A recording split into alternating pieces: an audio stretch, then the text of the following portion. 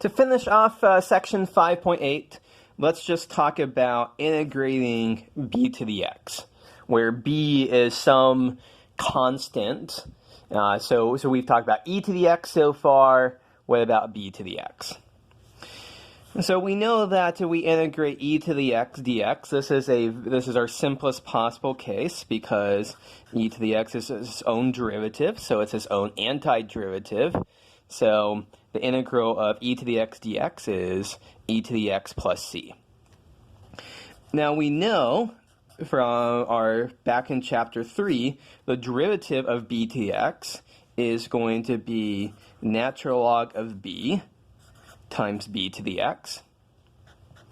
So undoing this says that if we integrate b to the x dx, well, first let's just rearrange this a little bit. If we divide both sides by natural log of b is a constant.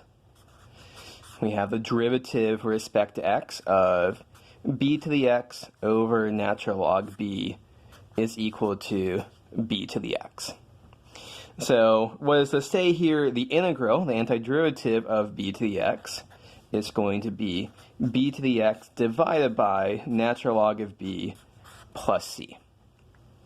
And a quick moment's thought here says, yes, when we take the derivative of this, the derivative of b to the x is natural log b times b to the x. And so our natural log b's would cancel each other out. So let's just do a couple of examples using this. If we integrate from 3 to 5 of 7 to the x times dx here. So here our b is equal to 7. So our formula here says it's 7 to the x divided by natural log of 7, and plug in 3 and 5. So our answer is going to be here 1 over natural log 7 times 7 to the 5th minus 7 cubed. Okay, so that is a pretty easy, straightforward example. Let's do one that's going to involve a little bit of a substitution here. So let's say we're integrating between 0 and pi over 2 of cosine theta times 10 to the sine theta d theta. So here this looks like this is nasty because we've got a factor of sine theta in our exponent. But we can take care of this pretty routinely with some substitution. U is equal to sine theta. Du is equal to cosine theta d theta. And that is great because we've already got our factor of cosine theta d theta sitting right there. So when we go to actually perform the substitution, it's going to be 10 to the u du. Now we just have to figure out the bounds.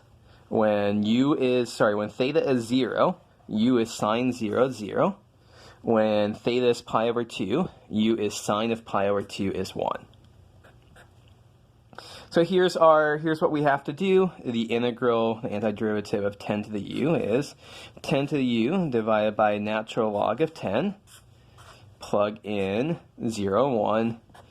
And so we have 1 over log 10 times 10 to the 1 minus 10 to the 0.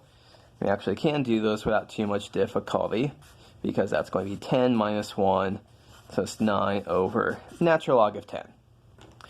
So our last example of integral formulas here, and that actually puts a big wrap on all of chapter 5.